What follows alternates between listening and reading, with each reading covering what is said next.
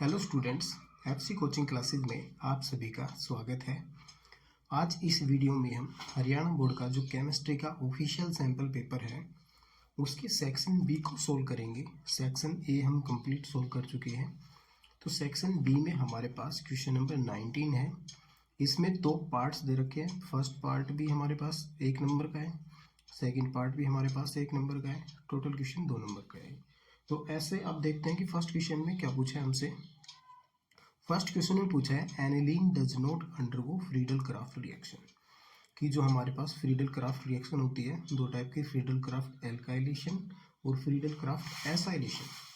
अब उसके अंदर एनिलीन ये रिएक्शन क्यों नहीं देता, ये पूछा है हमसे। तो अब देखो, ये हमारे पास एनिलीन है NH2, ये हमारे पास एनिलीन है और फ्रीडल क्राफ्ट रिएक्शन के अंदर हम एल्यूमिनियम ट्राइक्लोराइड लेते हैं। अब ये जो एनिलीन है हमारे पास, एनिलीन क्या होता है? एनिलीन हमारे पास एक बेस है, यानी कि एक इसको लेविस बेस बोलते हैं। और जो AlCl3 एल्यूमिनियम ट्राइक्लोराइड है, ये हमारे पास एसिड है, एसिडिक होता है। इसको लेविस बेस बोलते हैं, इसको लेविस एसिड में। तो अब जब एसिड और बेस रिएक्ट करते हैं तो वहाँ से एक साल्ट की फॉर्मेशन होती है।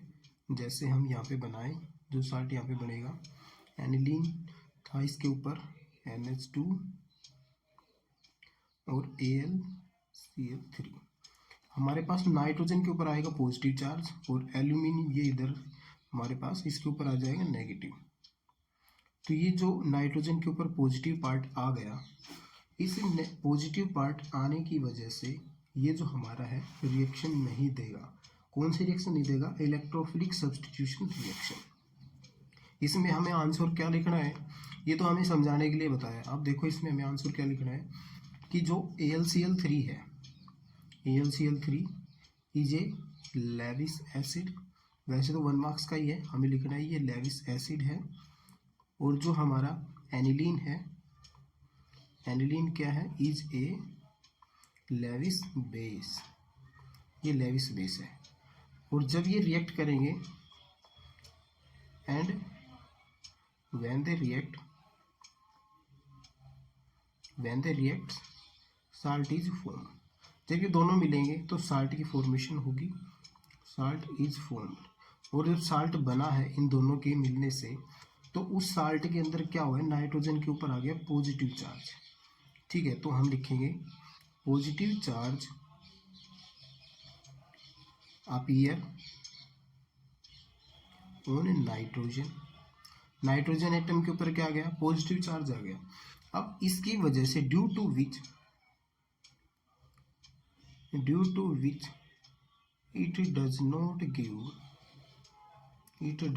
give electrophilic substitution reaction.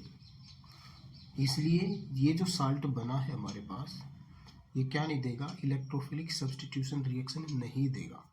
इसलिए क्या कहते हैं कि एनिलीन फ्रीडल क्राफ्ट रिएक्शन नहीं देता। फ्रीडल क्राफ्ट रिएक्शन भी क्या होती है? इलेक्ट्रोफिलिक सब्स्टिट्यूशन रिएक्शन होती है। ये अरोमेटिक है, इसलिए हम इसको क्या बोलते हैं? Electrophilic aromatic substitution. ये इसी के टाइप में आती है, समझो। इसलिए नाइट्रोजन के ऊपर पॉजिटिव चार्ज आने की वजह से ये इस रिएक्शन को नहीं देगा। तो बी पार्ट में पूछा है मिथाइल अमीन रिएक्ट करेगा वाटर के साथ, साथ में फेरिक क्लोराइड है और प्रेसिपिटेट हो जाएगा हाइड्रेटेड फेरिक ऑक्साइड के अंदर। तो हमें इसका रीजन बताना कि ऐसा इसमें क्यों होता है। तो देखिए, सबसे पहले हम रिएक्शन ही देख लेते हैं क्या होगी। ये हमने मिथाइल अमीन, ये हमारे पास मिथाइल अमीन हो गया।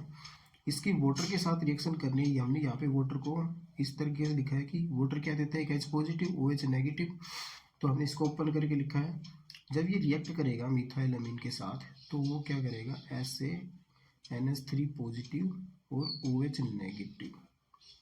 ये H पॉजिटिव इसके पास आ गया, यानी कि नाइट्रोजन ने गेन कर लिया। नाइट्रोजन के ऊपर क्या होता है? लोन पेयर होते हैं इलेक्ट्रॉन्स के। ठीक है, अब ये होता भी क्या है कि ज़्यादा बेसिक होता है, मोर बेसिक देन वाटर।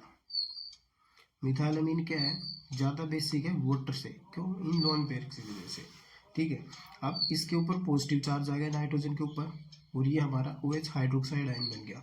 अब इसमें क्या कह रहा है, फेरिक क्लोराइड के साथ, पहले वाटर के साथ फिर फेरिक क्लोराइड। अब ये जो FeCl3 है, FeCl3 को यदि आयनाइज करेंगे तो क्या बनेगा, Fe3 पॉजिटिव प्लस में 3Cl नेगेटिव। अब ये जो Fe3 पॉजिटिव आयंस आए हैं, पॉजिटिव चार्ज नेगेटिव की तरफ अप्रोच करता है और नेगेटिव चार्ज पॉजिटिव चार्ज की तरफ अप्रोच करता है जब उनको हम मिक्स किए जाते हैं।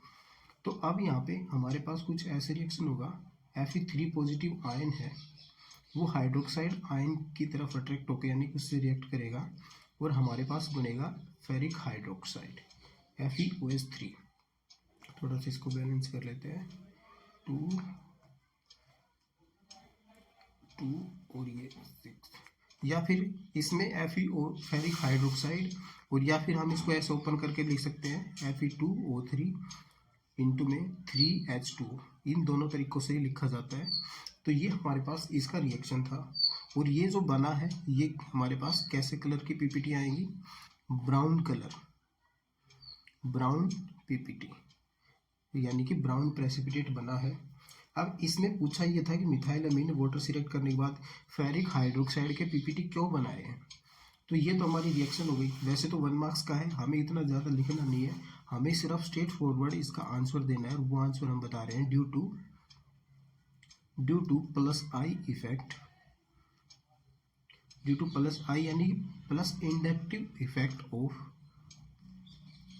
Methyl group.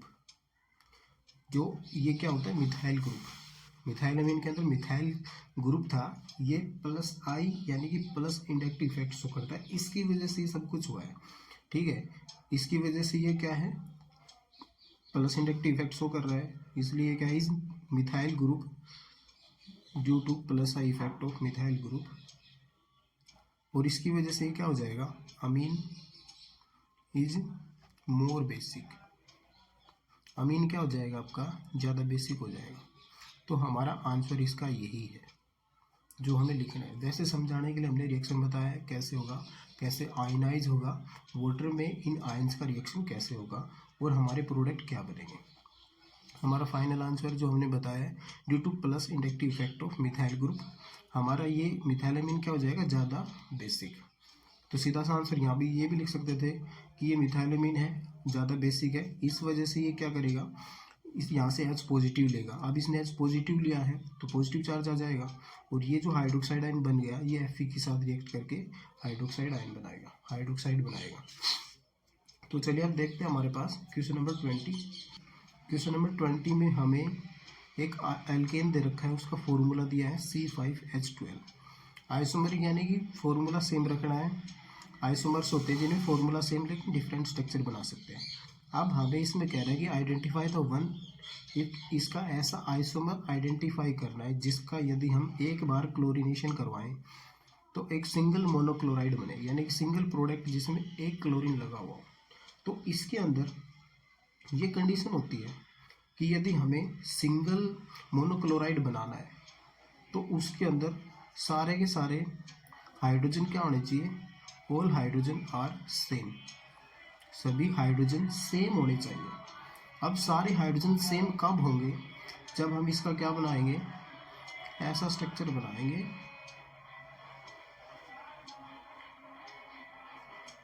ये वाला, यहाँ पे सारे हाइड्रोजन हमारे क्या है, सेम है। इसका जैसे नाम क्या हो जाएगा, 2,2-डाई मिथाइल प्रोपेन। तो मोनोक्लोराइड के यानी कहीं से भी हाइड्रोजन ले तो सेम प्रोडक्ट बने, इसलिए हमने यहाँ पे क्या किया, सारे हाइड्रोजन सेम है क्योंकि सभी हाइड्रोजन का एनवायरनमेंट सेम है। जैसे ये इस कार्बन से 3 हाइड्रोजन है, इनके साइड में इधर कार्बन है, वो कार्बन के साथ नीचे भी है, तो इसमें भी सेम कंडीशन है, इधर भी सेम कंडीशन, यानी कि बिल्कुल सिमेट्रिकल सा हो गया सारा। तो मोनोक्लोरिन क्लोराइड बनाने के लिए सारे हाइड्रोजन का एनवायरनमेंट सेम होना चाहिए, तो इसलिए ये स्ट्रक्चर हमारे लिए पॉसिबल रहेगी 2,2-डाई प्रोपेन। अब यहाँ पे कह रहा है कि 4 आइसोमरिक मोनोक्लोराइड, 4 पूछे हैं तो उसके अंदर 4 टाइप के हाइड्रोजन होने चाहिए। 4 टाइप के कैसे, तो अब 4 टाइप के देख लो, 4 टाइप के कैसे हो सकते हैं। तो उसमें यानी कि इस तरीके से उसका आइसोमेरिक स्ट्रक्चर बनानी है कि उसमें यदि हम हाइड्रोजन का एनवायरनमेंट देखें तो डिफरेंट हो, और वो भी 4 पूछे तो 4 तरीके से। अब जैसे कि हमने ये वाले हाइड्रोजन ए टाइप के माने, ठीक है, बी टाइप का हमारे पास ये हो गया, और ये इन दोनों का एनवायरनमेंट सेम है, एक कार्बन से CH3 एक कार्बन से CH3, तो ये दोनों, ये वाले 3 हाइड्रोजन और ये 3 हाइड्रोजन तो सेम हो गए, और ये वाला अलग हो गया, इससे 2 कार्बन जुड़े हुए, एक इधर है। ये बी टाइप का हो गया, ये सी टाइप के, और ये डी टाइप के। तो ये हमारे पास यहाँ पे 4 टाइप के ये हाइड्रोजन हो गए। तो ये हमारे जब इसका मोनोक्लोरिनेशन करवाएंगे फोटोकेमिकल रिएक्शन में, तब यहाँ पे क्या मिलेंगे हमें 4 प्रोडक्ट, यानी कि 4 जगह क्लोरीन अटैच हो जाएगा। ठीक है, तो ये हमारे पास इसका नाम होगा 2 मिथाइल ब्यूटेन। और यदि हमसे 3 पूछे, यहाँ पे 4 पूछा है, और यदि 3 पूछे तो 3 के लिए और बताते हैं। 3 के लिए क्या करेंगे, उसमें ऐसा वो बनाएंगे आइसोमेरिक स्ट्रक्चर जिसमें सिर्फ 3 टाइप के ही हो। और यहाँ पे इसको भी ध्यान रखना है कि कार्बन 5 और हाइड्रोजन 12 ही होने चाहिए, आइसोमेरिक स्ट्रक्चर ही होनी चाहिए। तो ये हमारे पास आ गया। देखिए यदि हमारे पास इसको ए टाइप का माने तो ये हमारे पास बी टाइप के हो जाएंगे दोनों, और ये दोनों हमारे पास सी टाइप के। यदि यहाँ से सिमेट्री मान के चल रहे हैं ना, ये पहला कार्बन, ये फर्स्ट कार्बन तो नहीं है, हम इसके हाइड्रोजन की टाइप को मान के चल रहे हैं। फर्स्ट टाइप का हो गया, ये सेकंड टाइप के, और ये थर्ड टाइप के, तो 3 टाइप के हो गए। तो ये हमारे पास क्या देगा, 3 आइसोमेरिक मोनोक्लोराइड्स, और यहाँ पे कितने मिल रहे हैं हमें, 4 मोनोक्लोराइड्स। तो चलिए अब नेक्स्ट क्वेश्चन देखते हैं। नेक्स्ट क्वेश्चन में पूछा है कि ग्रिग्नार्ड रिएजेंट जो है अनहाइड्रस कंडीशन में क्यों प्रिपेयर किया जाता है। अब जो ग्रिग्नार्ड रिएजेंट है हम उसका जर्नल फॉर्मूला लिखते हैं RMgX, यानी कि मैग्नीशियम मेटल से एक एल्काइल ग्रुप और हैलोजन अटैच होती है। अब ये क्या होता है, ये वेरी रिएक्टिव होता है, और वेरी रिएक्टिव, तो ज़्यादा रिएक्टिव है, ज़्यादा रिएक्टिव है तो ये क्या करेगा, in presence of moisture, in presence of moisture, moisture की प्रेजेंस में ये क्या करेगा, उस मॉइस्चर से रिएक्ट करके अल्केन बना देगा। क्या बनाएगा, टू गिव एल्केन्स, एल्केन बना देगा, और वो प्रोडक्ट हमें चाहिए ही नहीं था। जैसे एक रिएक्शन लिख के बताए, हमने कोई भी जर्नल ग्रिग्नार्ड रिएजेंट लिया, उसका यदि मॉइस्चर यानी कि वाटर से रिएक्शन करवा दिया हमने, तो वहाँ पे क्या बन जाएगा, एल्केन बनेगा। ये एल्केन बन गया हमारे पास, और साथ में MgOH और जो हेलोजन लिया है वो तो ये हमारे पास एल्केन बन जाएगा। इसलिए हम इसको क्या करते हैं, हमेशा अनहाइड्रस कंडीशन में ही प्रिपेयर करते हैं ताकि एल्केन ना बने। तो चलिए नेक्स्ट पार्ट देखते हैं इसका। नेक्स्ट पार्ट में पूछा why the dipole moment of chlorobenzene is lower than that of cyclohexyl chloride. तो अब देखिए नेक्स्ट में पूछा है why the dipole moment of chlorobenzene is lower than that of cyclohexyl chloride, cyclohexyl chloride। तो पहले हम इसका स्ट्रक्चर बनाते हैं, क्लोरोबेंजीन, ये हमारे पास क्लोरोबेंजीन है, ठीक है। अब ये कह रहा है कि क्लोरोबेंजीन जो है उसका लोअर डाइपोल मोमेंट क्यों है। तो अब ये क्या करता है, जैसे कि हमें पता है क्लोरीन के पास ऐसे ये लोन पेयर हो गए, ठीक है, एक ही बॉन्ड बना रखा है, यानी कि क्लोरीन के वैलेंस शेल में 7 इलेक्ट्रॉन होते हैं, एक बॉन्डिंग में गया तो 6 इलेक्ट्रॉन उसके पास पेयरिंग में वैलेंस शेल में है, ठीक है। यदि इसका रिजोनेंस स्ट्रक्चर हम बनाएं तो ये इलेक्ट्रॉन्स इधर अटैक करेंगे, हमें रिजोनेंस स्ट्रक्चर बनाते हैं, तो ये वाले इलेक्ट्रॉन जब इस साइड शिफ्ट करेंगे तो ये इलेक्ट्रॉन इस साइड शिफ्ट हो जाएंगे, और इन डीलोकलाइजेशन ऑफ इलेक्ट्रॉन्स की वजह से यहाँ पे इन क्लोरीन के ऊपर क्या आ जाएगा, पॉजिटिव चार्ज, और क्लोरीन और इस बेंजीन वाले कार्बन के बीच में पार्शली डबल बॉन्ड कैरेक्टर आ जाएगा। अब ये जो पार्शली डबल बॉन्ड कैरेक्टर आया है, इस कैरेक्टर की वजह से बॉन्ड लेंथ घट जाएगी, ठीक है। हमारा इसका आंसर क्या होगा, इसका आंसर देखो, कार्बन और क्लोरीन की जो बॉन्ड लेंथ है, ठीक है, बॉन्ड लेंथ डाइपोल मोमेंट से ही डायरेक्ट रिलेटेड है, इसलिए हम उसको इसकी टर्म में बता रहे हैं, ठीक है। जो बॉन्ड लेंथ है यहाँ पे कार्बन और क्लोरीन के बीच का, इसमें क्या आ जाएगा, acquire some double acquire some double bond character.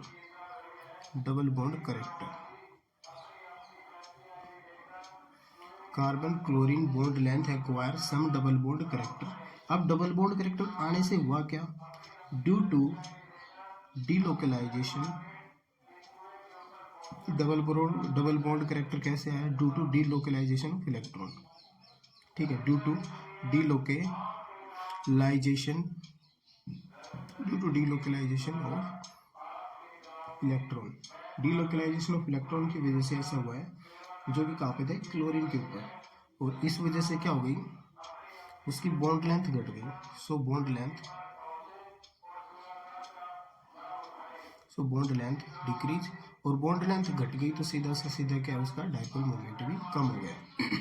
तो ये हमारे पास इसके बी पार्ट का आंसर था। ये 1 मार्क्स के पार्ट है, इसलिए इसमें ज़्यादा नहीं लिख सकते, शॉर्ट में समझा देंगे, ये इसका सफिशिएंट आंसर है, और बोर्ड की मार्किंग स्कीम के अकॉर्डिंग भी हमारा यही आंसर है।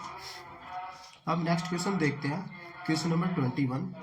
ए पार्ट में कह रहा है give one structural difference between amylose and amylopectin. हमें एक डिफरेंस पूछा है अमाइलोज और अमाइलोपेक्टिन के बीच में। तो एक सबसे सिंपल इनके बीच में जो डिफरेंस है, अमाइलोज क्या होते हैं, वाटर सोल्यूबल। फर्स्ट डिफरेंस तो हमने यही लिखा है, शॉर्ट 2 भी लिख सकते हो, वैसे एक्स्ट्रा मार्क्स तो नहीं मिलेंगे, 1 मार्क्स का है तो हम उसमें एक ही लिखेंगे, वाटर सोल्यूबल। ये वाटर सोल्यूबल है, ये हमारे पास वाटर इनसोल्यूबल होता है, वाटर इनसोल्यूबल। और एक डिफरेंस और बताएं, जैसे ये अमाइलोज क्या होता है, लीनियर पॉलीमर होता है डी ग्लूकोज का, linear polymer of D glucose. ये हमारे पास डी ग्लूकोज का लीनियर पॉलीमर होता है। और ये जो है हमारे पास लीनियर, ये हमारे पास ब्रांच्ड होता है, branched chain polymer of D glucose. ये डी ग्लूकोज का ब्रांच्ड चेन पॉलीमर है। तो ये हमारे पास क्वेश्चन नंबर 21 का ए पार्ट हो गया है। अब हम क्वेश्चन नंबर 21 का बी पार्ट करेंगे। तो चलो इसके बी पार्ट में देखते हैं हम। हमारे पास बी पार्ट में पूछा है, ये तो एक शॉर्ट सा वैसे आंसर है, 1 वर्ड है, what type of bonding helps in stabilizing the alpha helix structure of protein की जो अल्फा हेलिक्स स्ट्रक्चर होती है उसको स्टेबलाइज कौन सी बॉन्डिंग करती है, तो ये हमारे पास आएगा intra molecular hydrogen bonding. Intra molecular यानी कि मोलिक्यूल्स के बीच में, ठीक है, एक इंटर होती है, एक इंट्रा मीन्स एक मॉलिक्यूल के अंदर ही, और इंटर में 2 मॉलिक्यूल्स होते हैं, और इंट्रा के अंदर एक मॉलिक्यूल के अंदर ही बॉन्डिंग होती है। ठीक है, तो उस मॉलिक्यूल के अंदर की बॉन्डिंग है, यानी कि क्या लिखेंगे, इंट्रा मोलिक्यूलर हाइड्रोजन बॉन्डिंग की वजह से।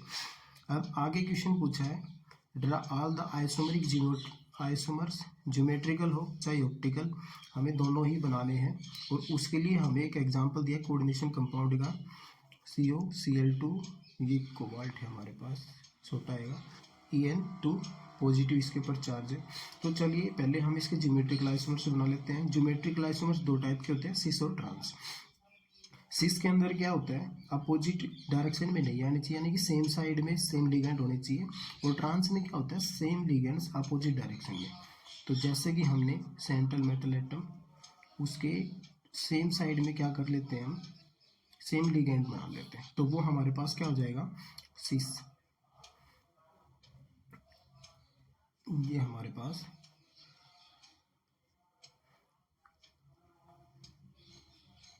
जब सेम टाइप के लिगेंड सेम टाइप में ही आ रहे हो, सेम साइड में आ रहे हो, तब उसे क्या बोलेंगे हम, सिस आइसोमर। और यदि वो क्या हो रहे हो, डिफरेंट डायरेक्शन में, यानी कि अपोजिट डायरेक्शन में, एक दूसरे के सामने, जैसे हमने फिर से बनाया, इस साइड हमने क्लोरीन लिखा और उसके जस्ट अपोजिट डायरेक्शन में क्लोरीन लिखा, तो ये हमारे पास हो जाएगा ट्रांस आइसोमर। हम इसकी सारी पोजीशंस बना देते हैं।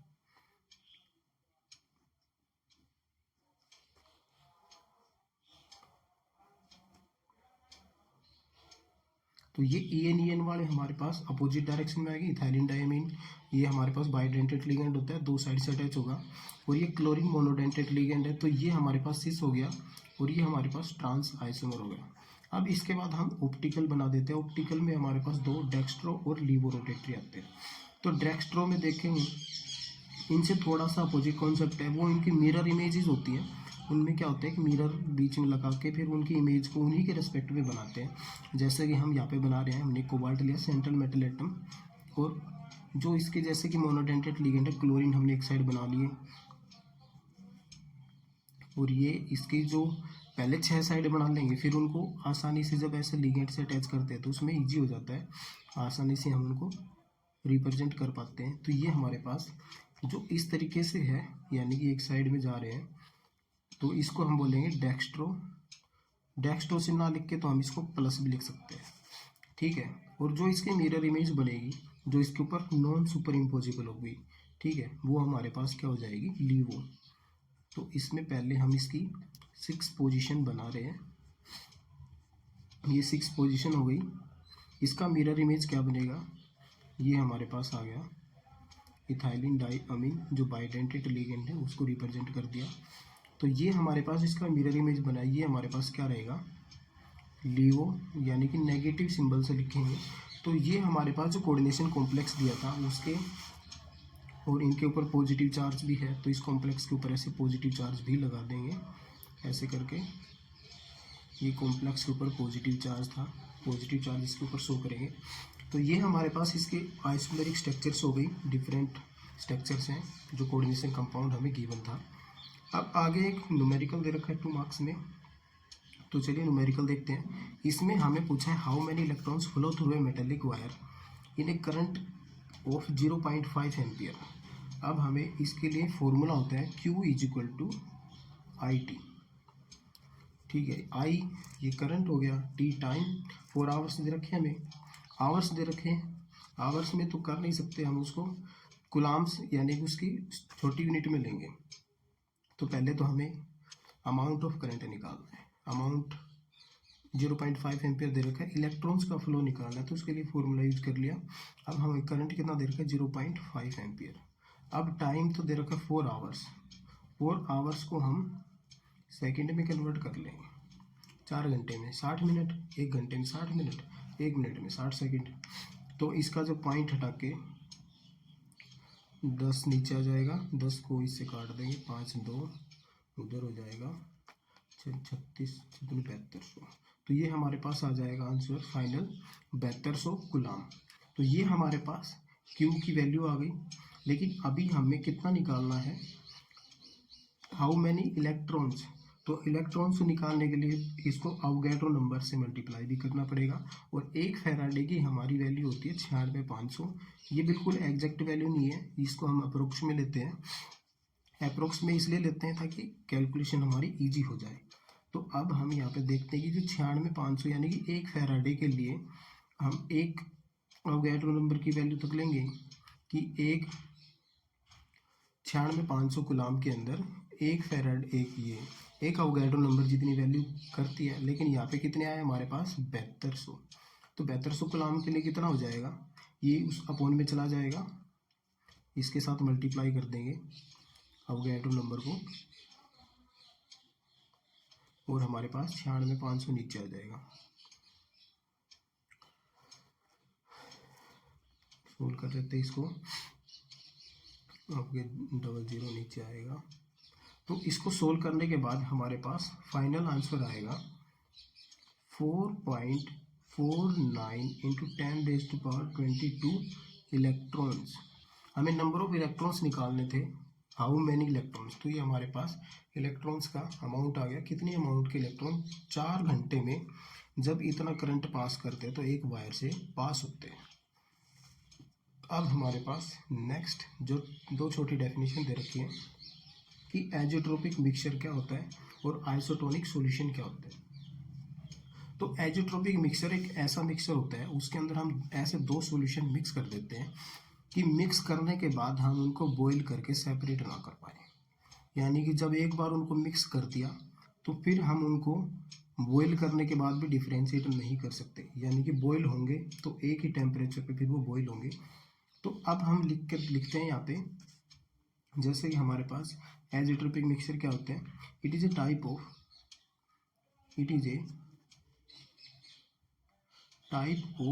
लिक्विड मिक्सचर होता है हमारे पास, सॉल्यूशन बताया ना हमने। It is type of liquid mixture having definite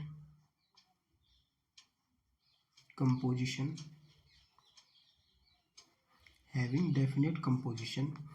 and boiling like a pure liquid। और वो जो मिक्सर है एक प्योर लिक्विड की तरह बॉईल करेगा। प्योर लिक्विड की तरह बॉईल करने का मतलब उसका बॉइलिंग पॉइंट फिक्स होगा, ठीक है। तो जैसे एग्जांपल, इसका एक सबसे अच्छा एग्जांपल होता है, एल्कोहल को वाटर के अंदर मिक्स करते हैं और उसकी बिल्कुल फिक्स जब परसेंटेज पूछे तो 95.37% ऑफ इथेनॉल, ये हमारे पास इतने परसेंट का इथेनॉल को जब मिक्स करेंगे 4.63% वाटर। तो ये हमारे पास इसका एक एग्जांपल हो गया आइसोट्रोपिक मिक्सचर का। अब हम देखते हैं isotonic solution. Iso means same, ठीक है। यहाँ पे डेफिनेशन यानी कि इसके जो नाम से ही डेफिनेशन आ सकती है। आइसो मीन्स होता है सेम और टोनिक से यहाँ पे उसका ऑस्मोटिक प्रेशर से है, ठीक है। तो इसमें लिखेंगे solutions as solutions which have same osmotic pressure, ऐसे सॉल्यूशन जिनका ऑस्मोटिक प्रेशर क्या हो, same, having same osmotic pressure at same temperature भी सेम होना चाहिए, सेम टेम्परेचर के ऊपर उनका ऑस्मोटिक प्रेशर क्या हो, सेम। तो ऐसे सॉल्यूशंस को क्या बोलेंगे, आइसोटोनिक सॉल्यूशन। और इसके लिए भी एक एग्जैक्ट आंसर बताएं कि जो 0.9% सॉल्यूशन होता है NaCl का, ठीक है, वो किसके आइसोटोनिक होता है, NaCl साल्ट का है ये, ठीक है। किसके साथ आइसोटोनिक होता है, इज आइसोटोनिक विद, किसके साथ आइसोटोनिक होता है, हमारी आरबीसी, आइसोटोनिक विद आरबीसी।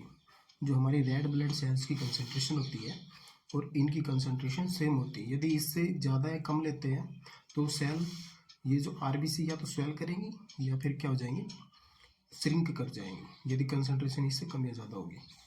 तो चलिए नेक्स्ट देखते हैं। नेक्स्ट क्वेश्चन दे रखा है हमें, relationship between mole fraction and vapour pressure of component of an ideal solution, liquid phase and vapour phase.